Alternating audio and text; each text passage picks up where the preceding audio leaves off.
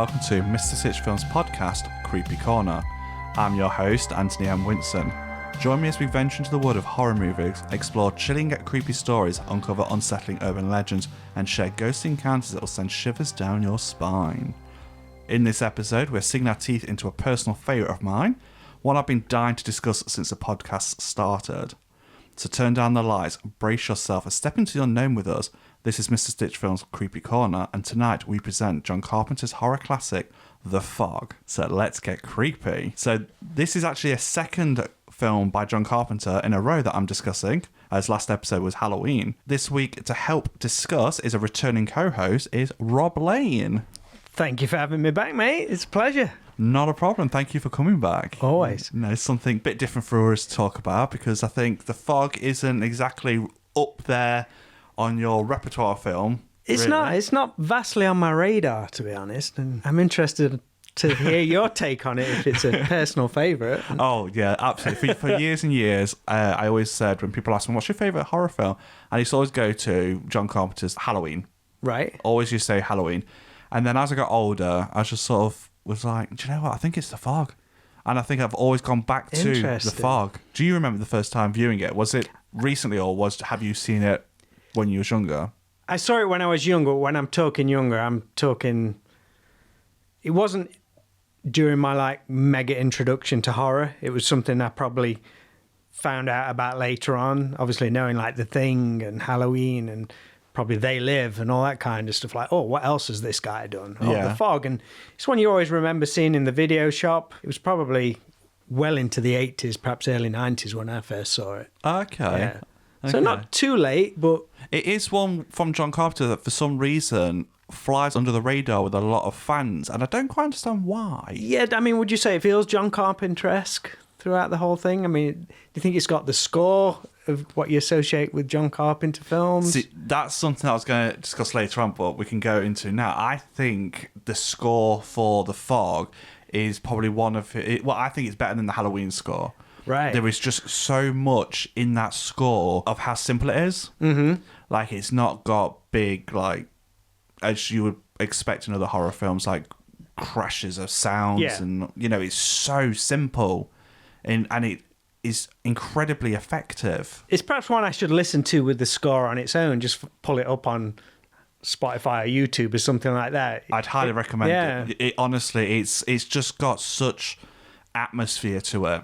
Would you say it's got a signature tune like Halloween or They Live? You know what I mean? I think it has, yeah.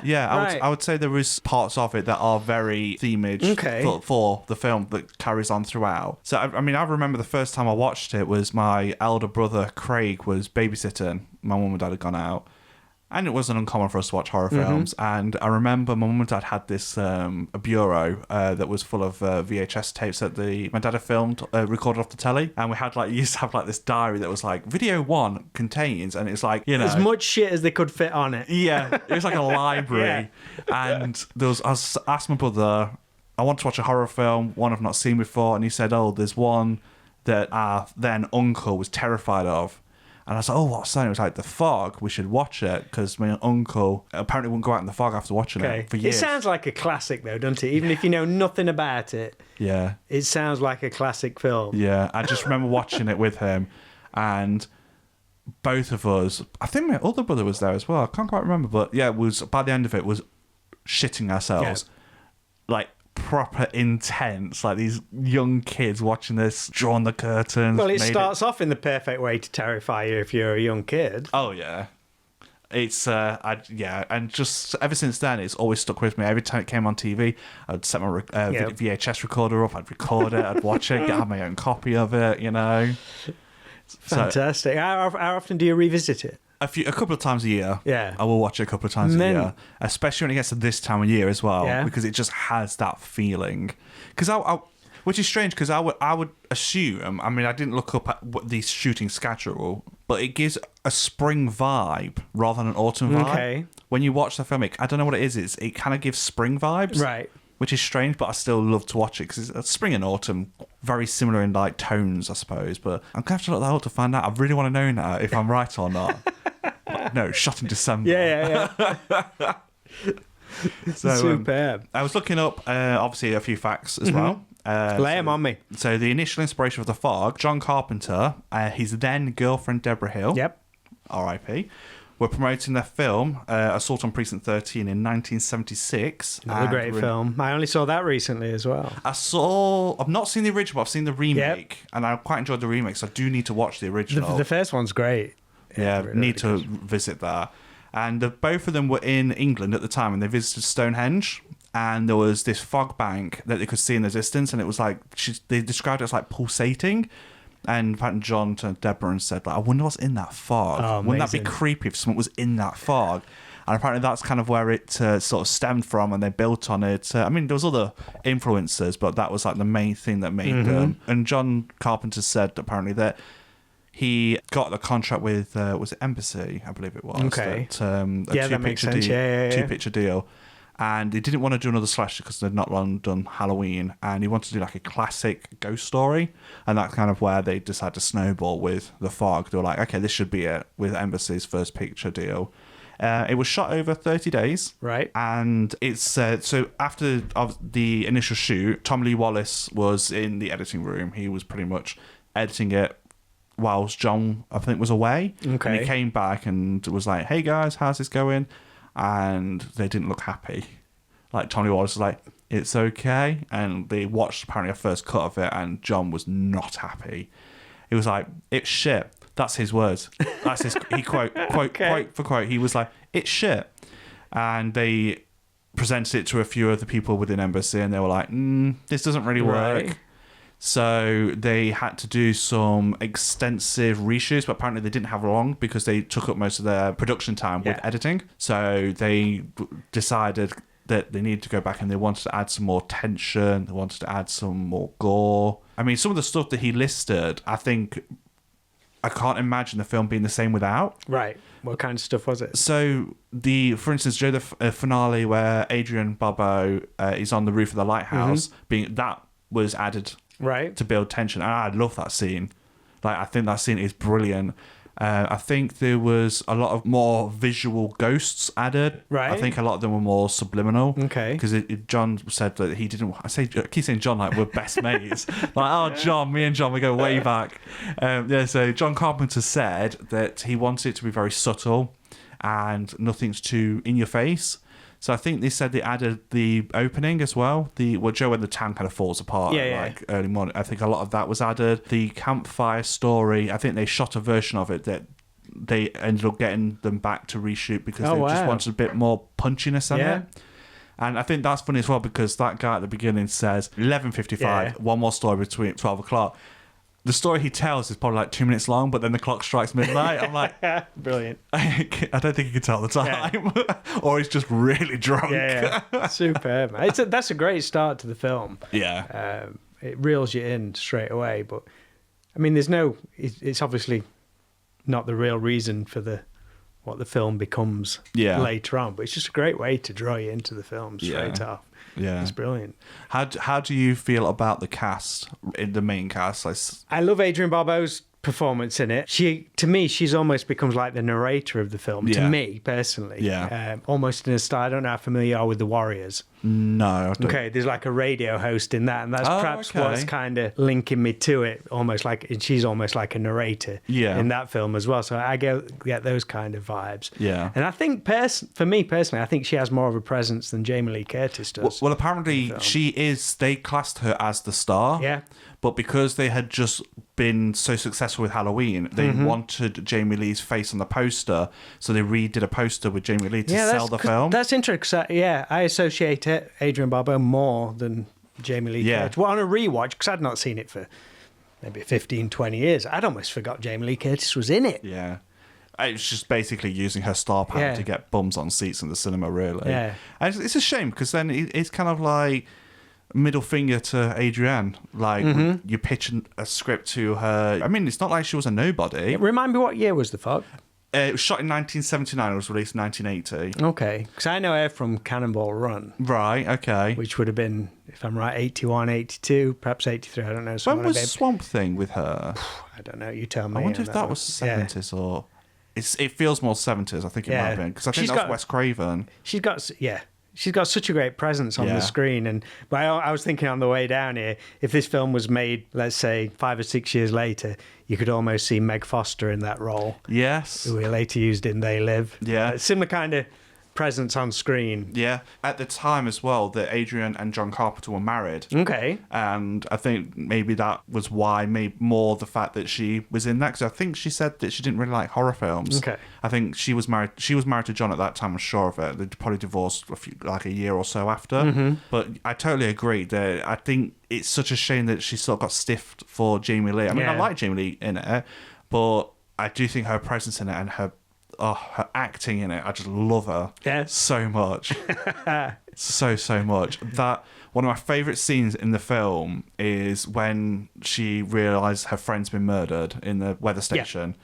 And she sees, and the power gets cut out, and then she sees the fog bank rolling towards her house. From that moment, when that score starts, immediately I'm on. Every time I watch it, I like my blood, my hairs on my arms going. I'm just like, making me want to go watch it again. I just love it. And then the way she runs down and tries to start the motor, the generator, and she runs back up and she's shouting into the mic like, "Mrs. Kubrick, get him out the house." And you just cut him back to like Mrs. Kubrick's and Danny, like just. Look, just chilling. And you just you know at this point, and she's desperate to get in contact with them, and then you see Jamie Lee and Tom Atkins hear it on the radio, so they go to hell. That whole scene is just, I love it. Like genuinely, I can't describe to you how much I love that scene. It's so intense. I want to go watch it with your eyes now and take all that in. And I mean, if you were to watch it, a new audience member now watch it, obviously there's a lot of cliches in it, like when the tire gets stuck in the mud, but I love it. I just think, and the effects as well. Yeah, it's really well done. I don't know if you want to touch on the remake at any point, but yeah, we'll get into that. So much creepier in the original. Yeah, I remember I watched the making of many years ago when I think the DVD first came out. And it had a bit of behind the scenes on it, and the way they did the fog was just genius. So they went out and they took photos of the locations, the way that because Dean Cundy was the director of photography. So he'd set up the cameras. This is the shot. They'd take the photos, then they'd go back to the studio and build almost a miniature of it, but black. With like this cloth over it, so it would like symbolise the shot, and then they'd pour the dry ice over that, and then composite it together in the editing, so the fog was then over the picture. Fantastic, genius, and there was a lot of reverse photography as well. I just think it's just brilliant, really well thought. Yeah. Cool. Speaking of cast members, got the legend of Tom Atkins in there. Yes. Is this the first film he worked with John Carpenter? Do you think? I'm trying to think what year Season of the Witch was, because Season of the Witch was later, early 80s, like mid, probably what was it, 83, 84, something like that? I'm thinking 83. So maybe it was, yeah. Interestingly, playing a character called Nick Castle. Yeah. Who played the original Michael Myers and went on to direct one of my favourite films, The Last Starfighter. I've not seen that. Oh, it's fantastic. 1984, 40 years this year. Wow. Brilliant film, yeah. I remember seeing like Nick Castle and like putting two and together. Well, that can't be the guy who played Michael Myers. And went on to be a director. Crazy. Yeah. So I think there is somebody else like that, like a stunt person or someone went on to make like a really good film. I can't remember what it was, like director. Yeah. Maybe I'm just thinking of Tom Savini. Yeah, well, there was Hal Needham, who was Burt Reynolds' stunt double for a while. Okay. And then he went on to make all like the Smokey and the Bandit. And I think he did Cannonball Run films again. So him and Burt Reynolds had like... And apparently that's what... See, I'm tangenting, mate. No, it's fine. No, go for it. Apparently that's what the Leonardo DiCaprio and Brad Pitt's characters were based on in Once Upon a Time in Hollywood. Okay. It was Burt Reynolds and his stunt man, Hal Needham. Okay. Yeah. See, I think that's interesting though when you think of someone that's like a stunt person or makeup artist or like Tom Savini, and then they go on and they actually are successful in like directing a film. Obviously, I was very, very young when Tom Savini did Night of the Living Dead remake.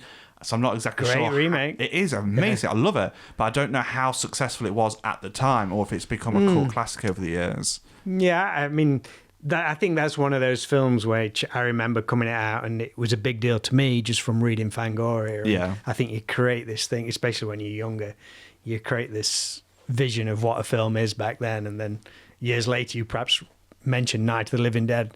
Oh, I love that film. What do you think of the remake? Like, I didn't realise there was a remake. You know what I mean? It just flies under the radar. It's funny because I remember when I was a kid, I used to always go and buy the weekly TV guide, and I'd go through it like, what horror films on this week? And Night of the Living Dead was on, the original. Okay. And I recorded it, and I said to my dad, "Did you want to watch it?" And he was like, "Oh, I like that film. Yeah, give it a go." And I went to bed, and I said to him in the morning, "Did you like it?" He went, "It wasn't the one I was thinking of. I didn't know this even existed." Right. So my dad didn't know that the 1968 version existed. Yeah. He only knew the remake. That's interesting because for me, you're getting into video and VHS, you couldn't escape the original because they kept re-releasing it, and they had like the really dodgy colorized version and all this kind of stuff. Even now, there's God knows how many releases of it through Blu-ray and 4K. But it became what they call, you probably know the term, it's in the public domain, isn't it? So I think anyone's free to do whatever they want with it. I've used it a few times in my films. There you go. You see it crop up in so many films. It's unreal. I think that and House on Haunted Hill, the original, is also in public domain because of a mishap in a print on the poster or something. Really? Apparently, something like that. Or the end credits, there was something that made it run out of licensing, so it became public domain. Which makes me, I found that strange because surely they can just relicense the property of it or something. You'd think so, but who knows? Maybe they don't care. But going back to the cast on The Fog, so obviously, you know, Adrian Barbeau, and we've got Jamie Lee Curtis and legend Tom Atkins. So we've got Hal Holbrook, who played Father Malone. Okay. So he was obviously a veteran actor, which, again, I think they got him in for star power. Right. And the fact that Janet Leigh is in the film. Okay. And Jamie Lee Curtis said that they both got roles in it. Well, her mum got the role in it because Janet Leigh watched Halloween and really enjoyed it and said to John Carpenter, "If you've ever got a role for an aging actress, let me know." Yeah. And so they tried the look and thought, shall we ask her? So they did, and she agreed to it. And Jamie Lee Curtis said that she didn't want them to be a mother-daughter duo. Yeah. So she said she always wanted to work with her mum, like alongside her mum, not like, you know, not a duo. So I think you can kind of tell with certain shots, they're not really standing together.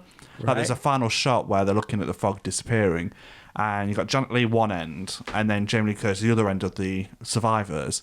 And I always wonder if that's a deliberate thing to kind of go, you know, these are separate people. Maybe, I don't know. When they make it to the church at the end, I don't know what it is, because I don't feel it during, like, the previous part of the film, but I kind of feel like her mum is playing up a bit, like, look at me, Jamie. Be I love how much you've analysed it. Like, be proud of me. And there's certain things that the way that she moves and the way that she talks, and it just kind of feels like she's not showing off, but like putting her all in because her daughter's there, sort of thing. And obviously Jamie's just there for the ride, really. But I don't know. You'd have to watch it and tell me what you think. It's just I can't explain it. There's just this vibe that I get at watching it. It just seems like, look at me, be proud of me. You know, I'm in this film with you. Justifying the presence on screen. Yeah, wonderful, man. And I love the fact that Nancy Loomis comes back for a John Carpenter. Yeah. Because she's worked with John Carpenter in Halloween, and then she was in The Fog, and then I think, was she in Assault on Precinct 13? I feel like Wikipedia would answer that one for us. Yeah, I'm sure she was in Assault on Precinct 13, and then she was in Season of the Witch. Right. And I think she might have been in a couple more things, but then she pretty much disappeared from film because she just wasn't interested. But apparently she's making a comeback. Yeah. Yeah. Well, a lot of those actresses are, well, actors or whatever. There's a market for them, because I would say all these people who grew up watching these films are now filmmakers. So for them, it's... Yeah, she was in Assault on Precinct 13. Oh, brilliant. Yeah. Again, not seeing it, but I knew she was in it because, again, it was John Carpenter. It was like, John Carpenter did a film, Nancy Loomis came along for the ride.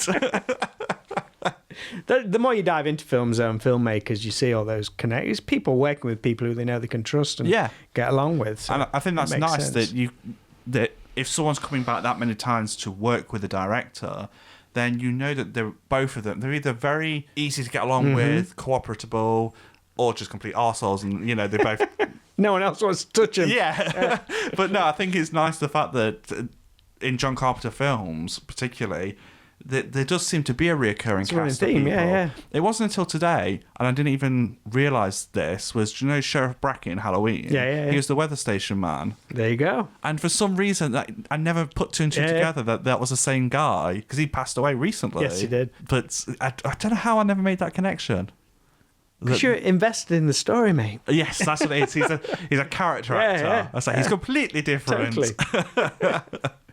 Yeah, and again, like him, obviously knowing that the fog's coming to him, and he's just like, oh, whatever. Yeah. You having me on, sort of thing. And obviously he gets his comeuppance, doesn't he? Sorry, spoilers, but you know, it's a old film now. Getting on for 45 years, mate. 45 years. Something I thought was really interesting, I would love to visit, is KEB Lighthouse. I'd like to visit. Where is it shot? Remind me where it's shot. I think it's California. Okay. I'm sure. Like, I know that. I'm pretty sure that Lighthouse is California. Yeah. It certainly doesn't feel like a West Coast film. It certainly feels more East Coast. Yeah, and I think that's something that is definitely praise to like the director of photography, Dean Cundy, is the cinematography for that, and how it is like a small fishing town, and it's very claustrophobic in that kind of sense, because it's, you know, it is meant to be a small town, so it feels very they're all isolated from the rest of the world with this horrible things going down. But yeah, the lighthouse, Adrian Barbeau said that it had something like 365 steps that they had to walk up and down, so it's pretty much walk down, walk back up, walk down, walk back up. And Adrian said apparently that it was not too bad for her, but the crew carrying the equipment was murder. And if it was too windy, they had to shut it down. Yeah. They couldn't film because of how dangerous it was. So it's all filmed actually in an actual lighthouse, no on-set building or anything like that? No, I don't. I think the roof scene was built. Okay. But I think most of it was shot That would be a nightmare. Oh, yeah. And apparently a lot of it was on the fly framing as well. Yeah. Because they didn't have the budget to spend time working out all the framing and the shots and things like that. Working in some mega constraints, that is. So it makes me feel a bit better about me not doing storyboard, because I fucking hate it. Like, I hate storyboarding. I'm learning from the master here. John Carpenter's team didn't have to do it. Yeah. Why should I? Yeah. You know, because, I mean, there's a lot of people that if you speak to that go to film school and stuff like that, they'll basically just laugh in your face if you don't do everything by the book. Yeah. So the fact that a very successful film, well, probably wasn't greatly successful at the time, but it's become a cult classic, did it more of a, quote, guerrilla filmmaking. Yeah. So it's like, well, why can't the rest of us? You know? If you're going to shit on me, shit on them. What was the reception? You say not very successful at the time. Was it mixed reviews? I think it was. I think because people were coming off of Halloween and how successful that was, because that was, I think until Blair Witch came out, that was the most profitable independent film full time. Okay. And so one of the Nightmare on Elm Streets had pip that, because they were classed as independent films, weren't they? Yeah, I think they had a bigger budget than what Halloween did. Right. And so, yeah, it made a lot of money. So I think a lot of people were kind of expecting a similar sort of thing. Yeah. And obviously it wasn't. So I think it was like mixed reviews, kind of like, okay. Just a slow burn for a few years. Yeah, and then obviously it's become a massive cult following. But again, still, even as a cult following, flies under the radar for a lot of horror fans. Do they have many like screenings of it, like anniversary screenings? I don't think so. Yeah. I don't think so. It really does just forge its own path and just does its own thing. And I'd love to see it in the cinema. Yeah. I'd love to see it in the cinema. So I've seen like Nightmare on Elm Street in cinema. I think I've seen Halloween in cinema. I would like to see The Fog in cinema, just that to would experience be cool. Yeah. like the score and just sound effects and all that kind of stuff. The only thing that when you tune into it, when you're watching it, is that at the end of the film, the foghorn, if you tune into that, it drives you mad because it doesn't stop. Yeah. Which it wouldn't in real life, but genuinely it doesn't stop. So if you're watching the film and you pick it up and you're like, oh, that's been going on a while. Yeah. You just don't stop hearing it and it drives you insane. It's like... Logs in the brain. It, really, really does. But yeah, so with The Fog, I think they were talking about they were going to do a sequel. Okay. Not sure how that would have gone. Yeah. But I think they ended up getting tied up with other projects and just never happened until the dreaded remake. I've got some thoughts on this one. But in general, like after watching it recently, what were your thoughts really on like watching it with fresh eyes? The remake or the original? The original. To me, it's been so long since I'd seen it. A lot of it felt pretty fresh to me. And I always like that. You're almost like watching a whole new film again. Yeah. So yeah, I loved it. I mean, I think I can detach my brain these days, and yes, things are a bit clunky and things perhaps not as fast paced as films are these days. But before we went on air talking about the impact of the original Halloween and people seeing it now thinking, what's all the fuss about? Yeah. No, I loved it. It was great. Really good. You should definitely watch it as a surround sound. Yeah. I think it just adds like a whole other depth to it. Just with, like I said, keep chipping on about it, but like the score and things like that, I think it just hits home so much better through like a good sound system. Right. I'm definitely gonna have to revisit the score on its own and kind of take in. I think I've got like 3 copies of it on vinyl. Really? Yeah. Wow. I think The Fog as well is a film that I have nearly on every format. So I've got it on VHS, I've got it on Laserdisc, I've got it on Blu-ray, I've got it on 4K. How does a film like that hold up in like 4K? Does it look kind of weird? No, because apparently they used an anamorphic lens to give it a richer feel. So I think they really tried to push boundaries of it, because although they had a small-ish budget for it, they wanted to make it feel bigger. Mm-hmm. And Dean Cundy was a very experienced cinematographer. I think the transfer is very good. Okay. There are transfers out there that, like the British one, the Studio Canal version of the 4K, there's some very strange black crushing. Very strange. In dark scenes. But then the American version of it, which I believe was Shout Factory, is a lot better. Right. So if you're able to watch the Shout Factory 4K, it hasn't got this weird crushing of the blacks in scenes and like. What do you mean by artifacts. crushing of the blacks? So basically, when they master it, 4K is meant to be more lifelike in color, and sometimes they'll bring the color down with the black, so you don't see any details in, say, like hair. Right. Like the hair may blend into their top because the blacks are too crushed. Yeah. And in the blacks, then you'll often see artifacts as well from like compression and things like that. So it's quite distracting, especially if you've got a good TV and 4K player. I know this makes it sound really snobby, but yeah, it's very off-putting. Right. So I would definitely suggest watching the American 4K. I think it's Shout Factory, I'm pretty sure. You know, I only watch stuff on video. In your bedroom, VHS. Even now, like, the Fog does have this feel of it, of watching it on VHS. Yeah. Like, it does. Like, the grittiness of it. But, yeah, if it's done right, because I know you said in the past that you're not too keen on 4K because it looks too clean. Mm-hmm.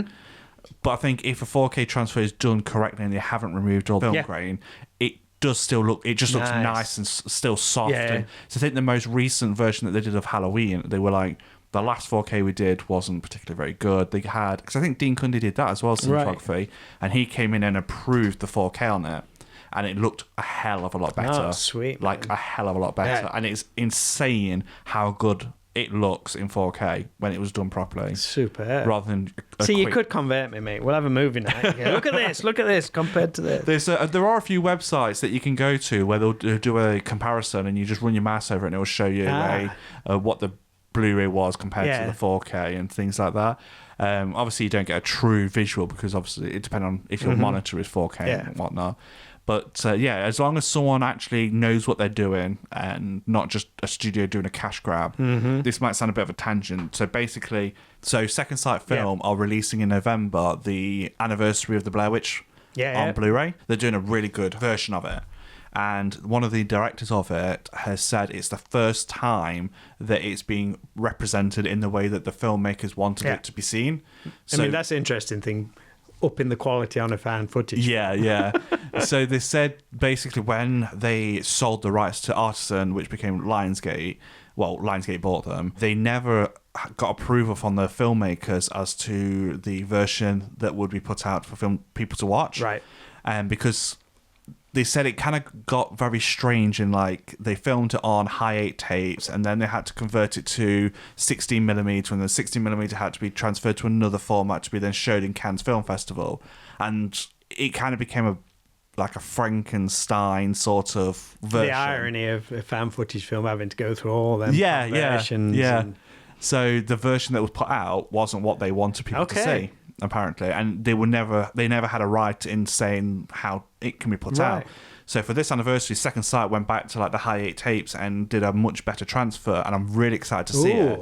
That sounds cool, man. It's that sort of thing again. It's like if a studio just wants to put a quick film out, to make some money quickly, then they don't care, and it frustrates me so much because there are some films I've seen on transfer. I know I'm not gone on a tangent, but like if it's done properly, it's worth seeing. Superb. Yeah.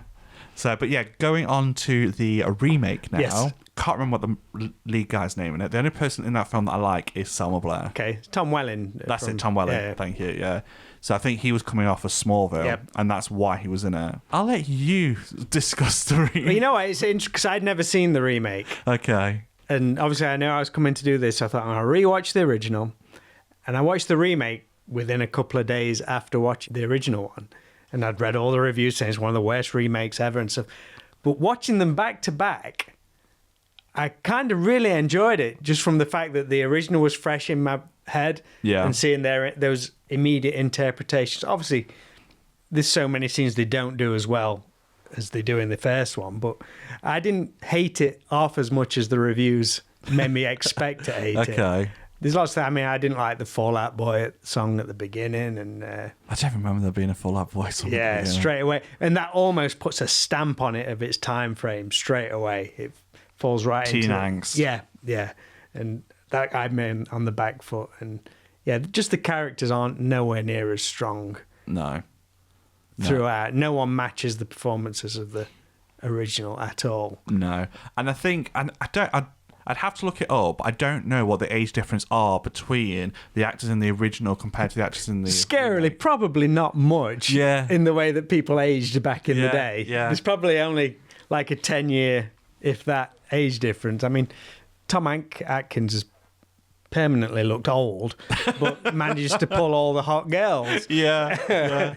There's that kind of thing. But there's some cool scenes in the remake. The running on the beach scene with the fog and all that kind of stuff. That's really, really cool. But other than that, for me, it was just interesting watching the two back to back and just seeing the interpretations from the original. I mean, the ending of the remake is shocking. It didn't make no sense to me whatsoever. I don't even remember. Yeah. I mean, I should have watched some stuff of it, but I refused to. Yeah. I just remember the first time I watched it, I hated it. Was you already a massive fan of the original going into the remake? But I'm not one of these people that I don't class myself as like a film snob of like I hate remakes, because I love the original Halloween, but I love the remake of Halloween as well. Mm-hmm. I think it's a great remake. Texas Chainsaw, really like the remake. I mean, if you're talking good remakes, that's up there, man. But then The Fog, I don't know what it was it just felt empty and soulless. Yeah. Compared to the original. I mean, like I said, the only person in it that I thought did a good job. I mean, none of them did a bad job. No. I think it was the scripting, but I think the strongest person in it was Selma Blair. Yeah. I just thought she was really good in that. It was a shame that she didn't have a lot to work with. And like you said, there were moments of it that had interesting concepts, but I feel the point that it fell flat was trying to tell you too much of the story. See, this would probably be a hard one for you to answer now, knowing the original so well, but I felt that the remake explained the reasons, like the backstory, a lot easier for you to absorb. As it almost... On watching the remake, I was like, right, it almost makes sense now to me. But I think perhaps if I'd watched the original twice on the trot, it would have really sank in. But did you feel watching it might have been too much spoon feeding in exposition and... Not really. I'm probably a bit too simple on that kind of stuff. No, not at all. Not at all. I don't know. Sometimes I like things that are sort of left in mystery. Like you kind of get an idea of what it is, and it leaves you to kind of fill in the blanks of it. And I think the remake didn't leave any blanks. Yeah, it was, this is the story, and I think as well that Elizabeth was the descendant of the ship. Yeah. All that kind of stuff was a bit... Yeah, there's a lot to... I don't know if literal's the word. But yeah, I see where you're coming from as well. And there's almost too many connections in the remake, whereas like all these characters connected it to that one, whereas in the original one, Jamie Lee Curtis, I think she is just a hitchhiker and all that kind of stuff. There's no reason to have her connected to the whole backstory. And whereas in the remake, everyone's linked in there somewhere. Yeah. It's like the part in the remake that I just rolled my eyes in was when the ghost is kicking the man across the street. Right. I was like, what the fuck are you doing? I think the problem was with the remake is that they showed too much of the ghosts. Yes. I thought that as well. I mean, you've got some genuinely creepy scenes of... There's nothing beats those ghosts coming out of the fog in the first one. It's almost just silhouettes of them. Yeah. But then in this, it's just like up close to the camera. This is us. We look human, just a bit gross, whatever. So much CGI. Yep. What year was that? Like 2005. Yeah. So it's a product of that time. Yeah. This is it. Things like that must run in a cycle of 10 years, because I always say films that came out in like 94, 95, they suffer from their time frame as well. Yeah. So go fast forward another 10 years, I think films suffer from that time frame as well. Yeah. But I think it's probably like almost like filmmakers or film studios hit that formula and they just go on cruise control. This worked on the last film. Let's put this in. Exactly. Yeah.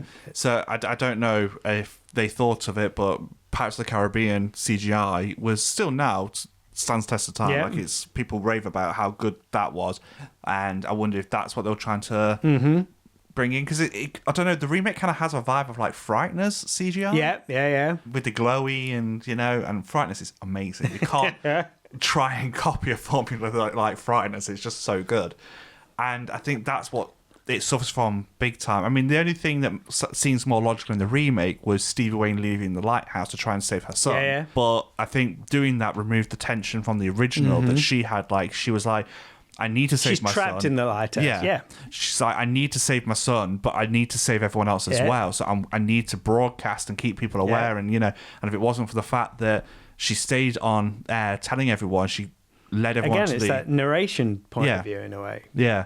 She's from a distance saving the town, whereas I can't remember, like, she leaves and gets into a car crash and ends up, I think, at the town hall or something. It just doesn't have the same feel.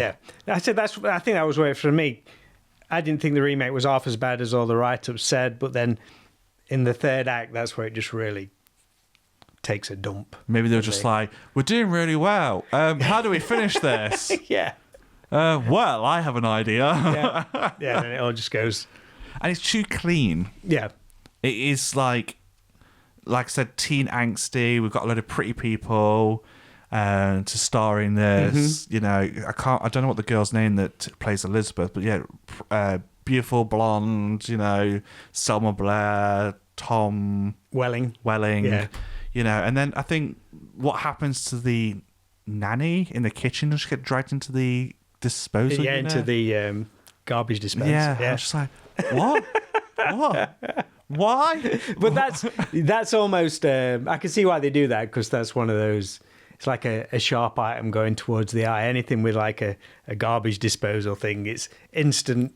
Puts you the Blob worked great. Well, yes, okay. The Blob worked great. Love it in The Blob. The Fog, no, not so much. Should have stopped at The Blob. Some 20 years before. Even now, I think even in like Halloween H2O, there's a waste disposal unit where he's trying to get the corkscrew back. Works great, but it's a fake out because obviously everyone's very used to that. But if I see one now in a film and someone's reaching for it, I'm like, no, don't, no, please, just stop. I mean, do we even have them in the UK? Yes, we do. Lewis's mum and dad have one. Really? Yes, but they're just not very common. Yeah, they do have one in their house. Oh, mate, you should do some kind of twist on that in your next film. What, that they hurt the waste disposal unit? I don't know. Some very British twist on it. We wash up instead. When did you see the remake? Was you like itching to see it as soon as you knew it coming out? God, yeah. I followed it. Did it get a cinema release? Yeah. Okay. Yeah. I followed it really closely through like the filming of it. Like, mate. I mean, Carpenter and Deborah Hill was involved in it, right?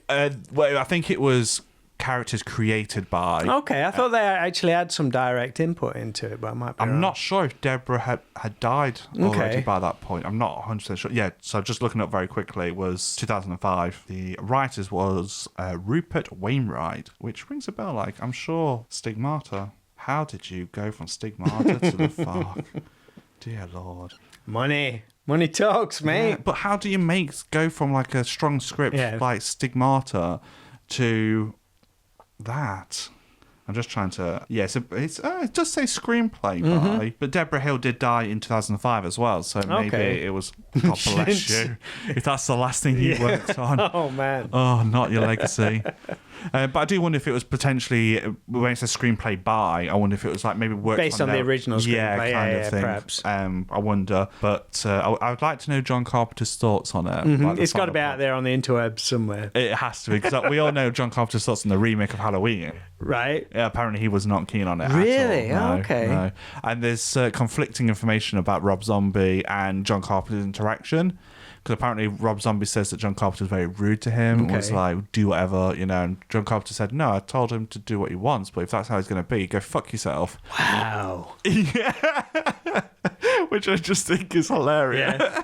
Have you crossed paths with John Carpenter at any No, conventions? not yet. Someone I know went to a convention which he was at. I'd loved to meet him and get an autograph on several items. Yeah. I just genuinely would. I mean, stuff that he's done. Because it was John Carpenter, wasn't it, that did the film adaptation of Christine, wasn't it? Yes, yeah. Yeah, I thought it was. He has done so many great films. They Live, Christine, The Fog, Halloween, Assault on Precinct 13, although I've not seen it. The Thing. Vampires. Yeah, vampires. He has done so many great films, really has. Do we talk about Ghosts on Mars or Ghosts of Mars? I didn't mind that, because I think I watched that when I was younger. I didn't mind it so much. But I think it's funny that the original Thing from outer space is in Halloween, and then he goes on to make his own remake of it.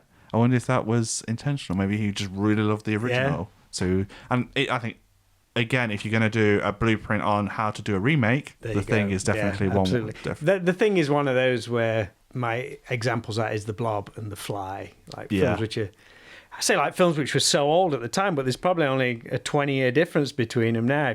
That's like remaking a film from 2005, which is scary. They're supposed to be remaking the others. Yeah. Which I think yeah. Nuts. Well, they keep throwing out the Strangers films. Have you seen... Sorry, everyone. I know this is the tangent time, you see. Have you seen The Strangers, Chapter 1? No. Do I need to avoid at all costs? It's awful. Every person I know that's watched that film have all said how bad it is. Okay. And me and Lewis sat and watched it, and I thought, this seems okay.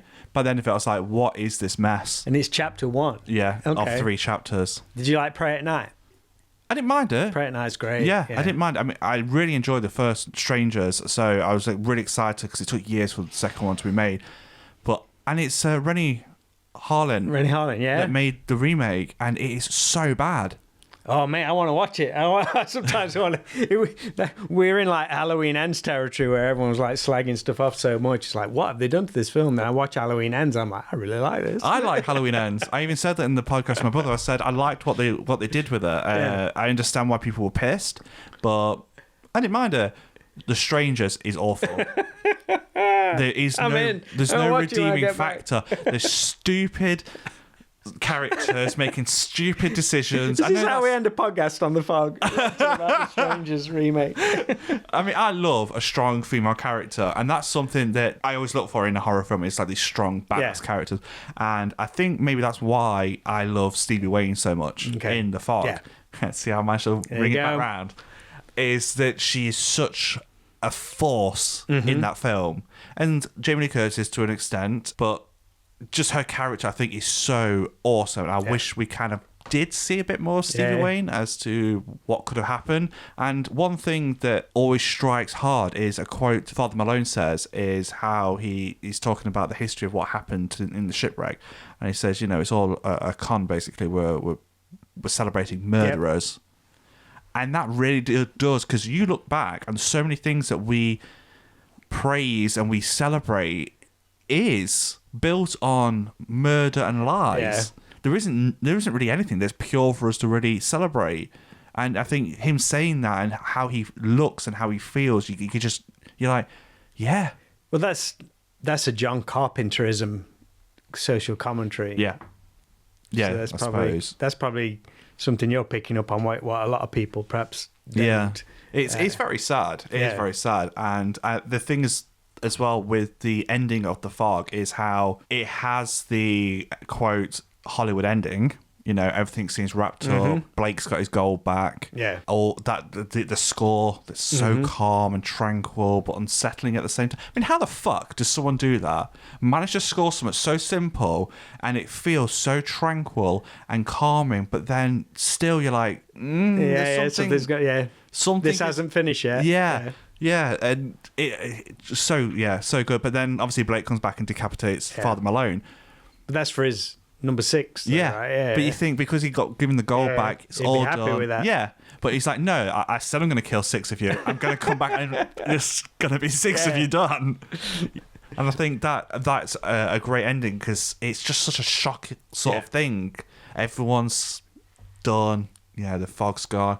And then literally turns around and they're all there and they're like, oh, shit. Because I think Mark Kermode, I remember watching his dissection of the fog. It was on Channel 4 late 90s. Okay. And I don't know if you ever remember, like, I think it was Channel 4, late 90s. He used to introduce films and he would do, like, a dissection of the film, talk about it beforehand. I think it was about 10, 15 minutes. Yeah. And I always remember staying up and watching his intro to The Fog and how he talked about it. And I think he is quite a fan of it. Okay. Which, I mean, he hates everything. And I was just about to say that. Yeah, you don't know what you're going to get with Mark Kermode. So. Yeah. I mean, to be fair, the podcast he does with that, I can't remember that guy's name that he does it with. DJ, which he does. Yeah, they always seem to talk about new films and like slate them, but then there is always like this glimmer of hope within Mark that he's like, and then goes off on like a tangent of like the positive. So although he just kind of hate everything, like I think he did rate The Fog quite favourably. So I almost like that. People who hate everything. Then when they do find one you like, you're like, damn, I really need to see this one. Yeah. But then often or not, it's usually quite pretentious. And they'll, you'll go and watch them and you're like, oh, it's one of these films. It's like when Hereditary came out. Okay. That was hyped so much. Like, oh, it's the best horror film. Critics loved it because it's a pretentious film. You think so? Yeah, I do. It's a good film, don't get me wrong. And it's the same with Midsommar as well. I like Midsommar. I'd take Midsommar any day over Hereditary. I find that they're just kind of a pretentious horror film. Right. I mean, I'm not saying the people that watch them are. It's like the upper brow of, oh, we are sophisticated in this horror film. We are, we're not just gutter horror, It's got that feeling to it. And again, I'm not saying they're bad films at all. They are quite enjoyable, but there is this high brow about them, and it's that sort of thing that when a critic likes a horror film, for instance, it's going to be that type of film. Like anything by Jordan Peele is just like, I'm not saying again. I thoroughly enjoyed Nope. Yeah, I didn't particularly like Get Out or Us, but I liked Nope. But everyone seems to praise everything he does so much. Yeah, it's an interesting one, Jordan Peele is. I mean, you could go off on a whole new podcast with that. But he's become one of those filmmakers I'm always excited to see what he does next. If someone like Jordan Peele had approached The Fog, I feel like it would have been a hell of a lot better film because he's got the... Well, he asked the questions. He'd put it down on paper to say, is this scene going to provoke people or is it critical to moving the film on and all that kind of thing. I think he's got the smarts is what I was kind of looking for, that for character choices, scenery, that kind of thing. He's quite visual, and I think that he wouldn't have gone for the same mistakes that they had made in the remake. I think he would have been someone that... So if anyone's listening and they're going to attempt to remake The Fog again, please hit up someone like Jordan Peele. Someone that has got a catalogue. Do we get many double remakes? I'm trying to think now because I'm pretty sure we have. We obviously get the Halloweens coming back, and that's not really reinvention, aren't they? Rather than remakes. I'm sure there have been more than one remake of something. I'm almost certain. I'd have to think on that one. I'm almost certain because I'm sure there is in today's day. Yeah. Like the guy, what's his name that did Haunting of Hill House? His name's completely evaded me. He's someone that likes slow burn and character development. So again, someone like him, if he was to approach The Fog, that he would have done it really, really well. Yeah. And I mean, if I was to say write The Fog, not that it's ever going to happen, I think I would go in with it again in a very similar way that John Carpenter did, or like less is more. Yeah. A film like that needs that. Yeah. Ghost stories, just in general, I feel are good in that way of less is more. I don't necessarily think, like Wes Craven said, I think it was Wes Craven, said that once you show the monster, no one's interested. Because like, oh, is that it? Yeah. You know, although everyone wants to see the monster, once they do, they're like, oh, okay, I'm bored now. I'm over it. So I think, yeah, definitely that sort of less is more. Yeah. I mean, that's something I always strive for because of films like The Fog. In my own filmmaking, when I do something that's supernatural, is I don't want to show the monster up front and personal. I don't want you to know anything really about You want people them. in for the long run as well, don't you? It's, So, I mean, I suppose if you're going to like divulge information or show the monster, it has to be within the last 15 minutes at least, so that you don't lose that interest of people. Because I think it is very true, like the amount of films over the years that I've watched where the monster is revealed, Jeepers Creepers. Yeah. You know, that film, everyone says that's a great film up until you find out what it is and you see it in the harsh light of the moon, let's say. And you're like, oh shit, is that it? Okay. Yeah, whatever. Jeepers Creepers on it. I perhaps wouldn't use that as an example of that because revealing the monster in that one was almost like so decisive in a way because it wasn't what people were expecting. It was like, holy shit, that's not what I wasn't expecting Sinbad halfway through this really tense horror, like serial killer almost. Yeah. I think it was a clever way of changing the slasher genre. That's what they were kind of setting you up for. Absolutely, and that is such an interesting film from that point of view because once I saw it in the first one, I was out. Right.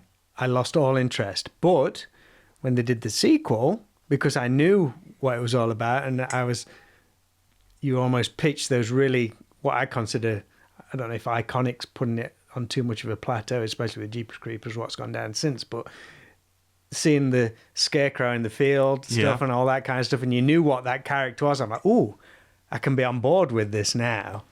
But marketable. I think the first one set it up on such a good premise for that first half an hour. And the third one. He was like, the third one. Have you seen the third one? I don't know if I've seen the if they had more than $10 to make that film, that's... Is the third one the really recent one? Or Jeepers They did a sort of remake, which was Jeepers Creepers Reborn's the one which has got all the really bad feedback. I don't know if I saw Jeepers Creepers one, 3. I feel like, is it Meg Foster? That's okay. in it? I feel like... I see another John Carpenter thing. You see, we're pulling it all back, you see. Yeah, no, it was awful. Like, genuinely awful. Okay. Like, the whole film takes place during the day on super bright camera. Right. Like, I don't know what they use, but... See, you're selling me these films that I want to see them now. You're like, I'm listing these on to watch when I get home.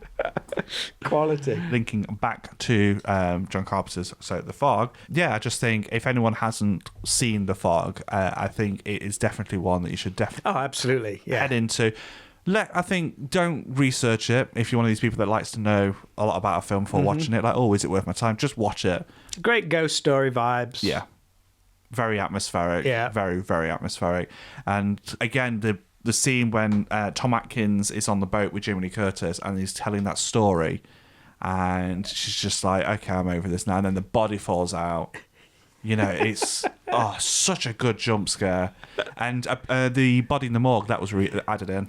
I just remembered as well. That was added in. Yeah. That's interesting because that is one thing they screwed up in the remake as well. Yeah, that was super creepy. And watching that scene today, again, the score is so underplayed. Right. Like, you'd expect sort of crashing violins and stuff like that. But it's just this note that just draws out. And you can, just knowing that obviously she doesn't know he's getting up and things like that. It's just, it's really, really good. Brilliant. Really, really good. But, yes, well, I'll leave it there. Sorry about a couple of tangents there, but, you know, they all sort of went in line with you The drew Fog. it back in, mate. You drew it back in. Yeah. So, thank you again for coming and chatting bollocks with me. It's all good, mate. Anytime. I appreciated the chance to rewatch a classic, so it's all good. Well, if anything came from this, the fact that you got reintroduced to The Fog, you know. Absolutely, man. And sorry to put you through the remake, even if you did kind of enjoy it. Lost all credibility for quite enjoying it. Yeah, we're cutting this podcast short, I'm kicking him out. No, but thank you very much, Rob, again, for coming. I really do appreciate that thank you, so mate. much. So thank you again for anyone that's been listening and sticking with us on the Fog outing. Again, highly recommend it to anyone. So please like and subscribe if you can, and let us know if you'd like a topic discussed. And in the meantime, stay creepy and Goodbye.